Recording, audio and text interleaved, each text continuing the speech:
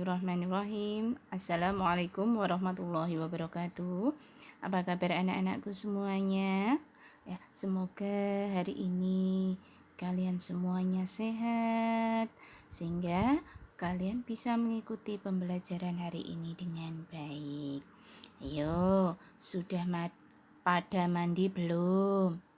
Yang belum mandi, segera mandi. Yang sudah mandi, silakan ambil air wudhu, kemudian sholat duha, murojaah. Setelah itu, yuk go, siap untuk mengikuti pembelajaran kita hari ini. Oke anak-anakku, hari ini kita akan lanjut materi matematika kita ya nak. Pada pertemuan terdahulu, kita sudah belajar tentang data dan mengubah data dalam bentuk tabel. Hari ini kita akan lanjut materi kita, yaitu apa nak? Membaca dan menafsirkan data dalam bentuk tabel. Yuk, tadi malam siapa yang sudah belajar? Nah, bagaimana sayang membaca dan menafsirkan data dalam bentuk tabel? Artinya apa nak? Ya, yuk kita pelajari bareng-bareng yuk. Yuk sekarang boleh dipersiapkan buku tulisnya. Kemudian buku paketnya bisa dibuka sambil memperhatikan ini. Yuk. Membaca dan menafsirkan data dalam tabel, dalam bentuk tabel, ya, itu bisa diartikan dengan apa? Menyebutkan informasi yang hanya tertulis pada tabel. Nah, ya. Berarti membaca data dalam bentuk tabel itu bisa diartikan apa, nak? Bisa diartikan apa, sayang? Iya, menyebutkan informasi yang hanya tertulis pada tabel. Berarti apa? Kita memberikan informasi di mana informasi itu ada pada tabel. Oke, pinter. Nah, sekarang anak-anak, yuk kita perhatikan contoh berikut ya sayang, biar lebih mudah bagaimana toh cara membaca data dalam bentuk tabel itu. Yuk kita perhatikan contoh berikut ya. Nah, kita perhatikan contoh berikut. Tabel tinggi badan siswa kelas 4. Nah, perhatikan ini nak. Ini berisi tinggi badan dalam sentimeter ya sayang, kemudian frekuensi itu bisa diartikan dengan banyaknya ya. Berarti tinggi badan 135 ini frekuensinya 6, kemudian 136 itu frekuensinya 8, 137 frekuensinya berapa ya? 8 juga. 139 frekuensinya 5. Kemudian yang terakhir 140 frekuensinya 3. Nah, dari tabel ini ya, dari tabel yang kita buat ini, yang ada ini, kita akan mendapatkan beberapa informasi atau kita bisa membaca tabel ini sebagai berikut. Nah, perhatikan ya.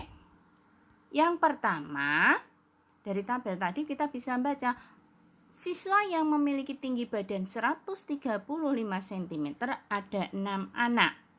Kemudian, siswa yang memiliki tinggi badan 136 cm ada 8 anak. Siswa yang memiliki tinggi badan 137 cm ada 8 anak. Kemudian siswa yang memiliki tinggi badan 139 cm ada 5 anak. Kemudian siswa yang memiliki tinggi badan 140 cm ada 3 anak. Ini adalah apa? Hasil dari tabel yang kita buat tadi. Ya. Ternyata tabel tadi bisa kita dapatkan informasi seperti ini. Ya. Nah, seperti ini. Selain itu, informasi ini juga kita bisa buat lagi yang lainnya, nak. Bagaimana? Jika ada pertanyaan, berapa siswa yang memiliki tinggi badan lebih dari 137 cm. Nah, 137 cm ini. Berarti siswa yang memiliki tinggi badan lebih dari 137 cm berapa? Ini berarti ada 139 cm dan 140 cm. Ada berapa anak ini? 139 ada 5 anak, kemudian 140 ada 3 anak. Nah, ada berapa anak ternyata? Ada 8 anak. Itu bisa kita tuliskan. Siswa yang memiliki tinggi badan lebih dari 137 cm ada 8 anak. Kalau sekarang kita balik, siswa yang memiliki tinggi badan kurang dari 137. Kurang, berarti di bawahnya. Yang di bawahnya berapa? Oh, 135 dan 136. Ada berapa anak? 135 cm ada 6 anak, 136 cm ada 8 anak. Jadi total anak tinggi badan anak yang di bawah 137 cm ada berapa? 6 ditambah 8. Ada berapa? 14. Nah, inilah apa? Salah satu contoh kita membaca tabel tadi. Nah, kalau ada pertanyaan, Bu, siswa yang memiliki tinggi badan 140 di atas 140 cm ada berapa anak? Di tabel tadi tidak ada. Paling tinggi berapa tadi? 140 cm. Jadi ketika ditanya lebih anak yang memiliki tinggi badan lebih dari 140 cm, berarti jawabannya tidak ada.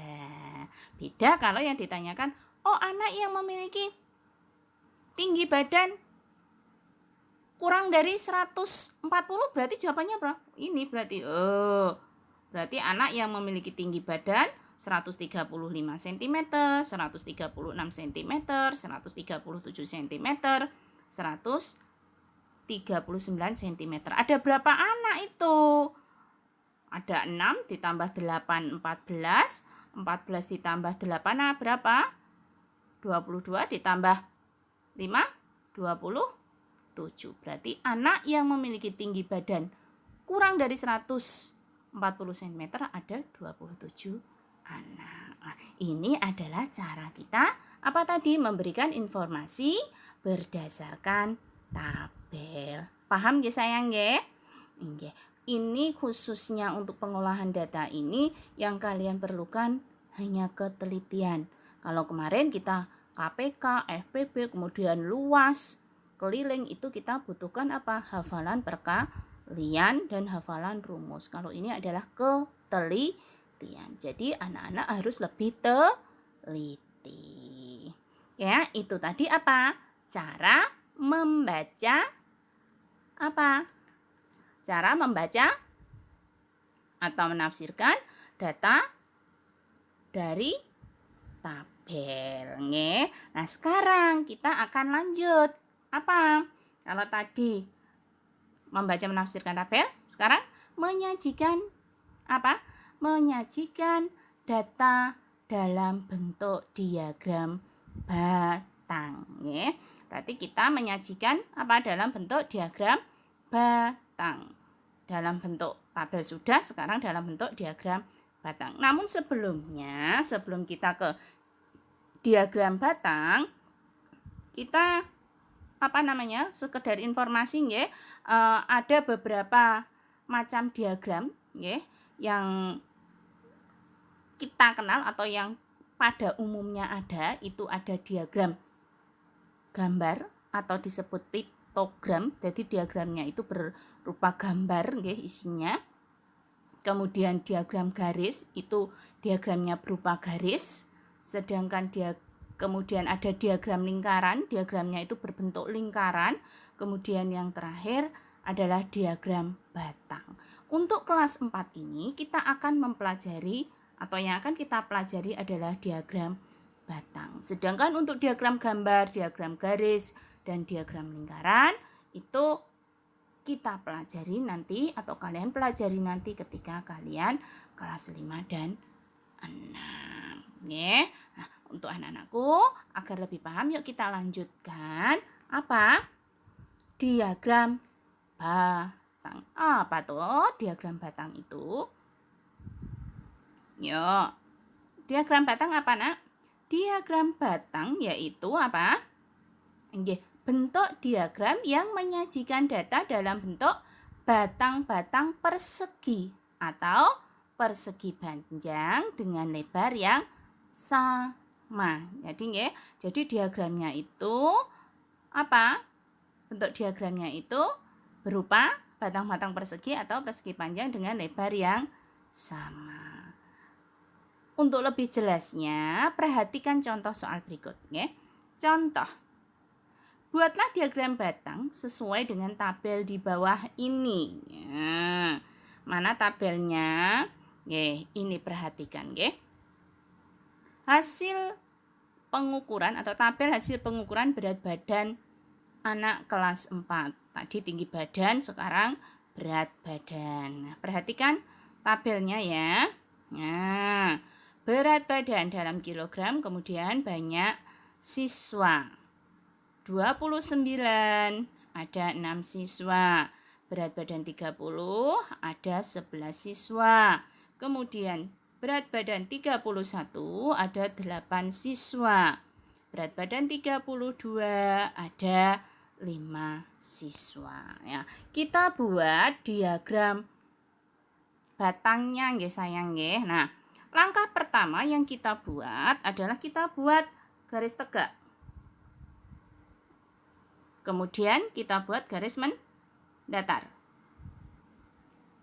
Garis tegak ini berisi tentang apa? Apa, Nak? Banyak siswa. Kita tulis. Nah, banyak, anggap saja tulisannya Bu Guru bagus sekali. Banyak siswa. Guru tulis sis gitu aja nggih. Kemudian yang garis mendatar tadi adalah berat badan. Kita tulis ini. Berat badan. B gitu aja nggih, gak cukup nggih. Berat badan. Setelah itu kita tulis ini. Paling pojok ini kita kasih 0. Nah, karena ini tempatnya sempit, agar bisa cukup, Bu Guru kasih skala 2. Kita tulis 2. Karena skalanya 2, kita gunakan perkalian 2 atau kelipatan 2. 2 habis 2 berapa sayang? 4 ya. Setelah 4, 6. Setelah 6 berapa? 8. Setelah 8, 10. Kemudian yang terakhir adalah 12. Pinter. Nah, sekarang yang mendatar kita isi berapa? Tinggi badan anak tadi berapa? 29. Kemudian ada 30. Udah dianggap paling bagus ini nggih. Kemudian 31. Yang terakhir 32. Nah, setelah itu dilihat tabel tadi. 29 anak ada berapa? Kok 29 anak? Berat badan ya, berat badan 29 ada berapa anak? 6, ini 6. Kita tarik. Ya, kita buat garis di angka 29. Nah, kemudian berat badan 30 ada berapa siswa? 11. 11 itu antara 10 dan 12. Kita kasih tengah-tengahnya sini. Kita tarik kembali. Kemudian berapa? 31, berat badan 31 ada berapa siswa? 8, berarti sini 8. Nah, terakhir 32 ada 5 anak. 5 itu 4, antara 4 dan 6. Kita tarik tengah-tengahnya. Sini nggih. Ini. Ini adalah diagram batang untuk tabel yang ada tadi. Nah, ini apa? Diagram batangnya. Nah, karena ini Bu guru buatnya berantakan, ini ada apa? Diagramnya yang lebih rapi. Ya, lebih rapi, kurang lebihnya yang Bu Guru gambar tadi, jika dirapikan akan berbentuk seperti ini. Nggih, pripun nak? Paham mboten? Paham ya sayang ya, karena ini mudah nggih, yang kalian butuhkan hanya ketelitian. Karena ini menggambar diagram batang, berarti yang harus kalian siapkan apa? Penggaris, pensil, dan penghapus. Kita gambarnya pakai pensil dulu ya nak. Kenapa? Kalau pakai pensil, jika salah kalian lebih mudah menghapusnya. Ya anak-anakku, paham ya sayang ya? Nah, agar lebih jelasnya, ya, agar kalian lebih jelas, kalian mengetahui sebesar apa materi yang bisa kalian serap pada pagi hari ini ada latihannya. Kita latihan dulu ya. Yuk. Latihan yang pertama, berikut adalah data nilai ulangan bahasa Indonesia kelas 4. Nah, perhatikan ini datanya 55, 80, 70, 60, 50, 70. Kemudian 55, 85, 75, 75, 55, 75. Ada juga 70, 50, 90, 70, 65, 80. Kemudian 75, 65, 95, 80, 70, 85. Ini data nilai ulangan bahasa Indonesia. Tapi data ini bukan data dari anak MI loh ya. Anak MI itu nilai terendah 95, nilai tertingginya 100. Semua anak-anak MI itu anak-anak yang hebat. Jadi ini bukan nilai kalian, ya. Jadi nilaiku segini, enggak, ini bukan nilai kalian kok, ya. Nah, perintahnya dari data ini adalah apa? Sajikan data tersebut dalam bentuk tabel dan diagram batang. Jadi data ini kalian bentuk tabel. Setelah kalian bentuk atau kalian rubah ke tabel, kalian buat diagram batangnya. Soal yang kedua atau latihan kita yang kedua, sajikan data berikut dalam diagram batang. Nah, sudah ada datanya dibuat dalam bentuk tabel, ya, sudah ada dalam bentuk tabel. Ini makanan favorit, kemudian banyak anak. Nah, makan favorit itu apa? Biasanya bakso, ada 15 anak, kemudian ada mie ayam, 10 anak yang suka, kemudian ada sate yang suka 9 anak, kemudian ada nasi goreng yang suka 10 anak, kemudian ada bubur ayam yang suka 5 anak. Nah, ini ya, tabel ini kalian bentuk ke dalam bentuk diagram batang, ya. Karena minggu kemarin kalian mengerjakannya tidak diunggah di GC, untuk hari ini 2 tugas tadi ya, kalian kirim atau kalian unggah di GC. Jadi setelah kalian kerjakan, silakan kalian unggah. Selain tugas ini yang harus kalian unggah ini, ada latihan lagi nak, di buku paket itu halaman 130 itu ada. Ya, kalian bisa latihan kerjakan, tidak usah diunggah yang di buku paket, hanya untuk latihan saja. Kenapa? Semakin banyak kalian latihan, maka kalian akan semakin memahami materi dengan baik.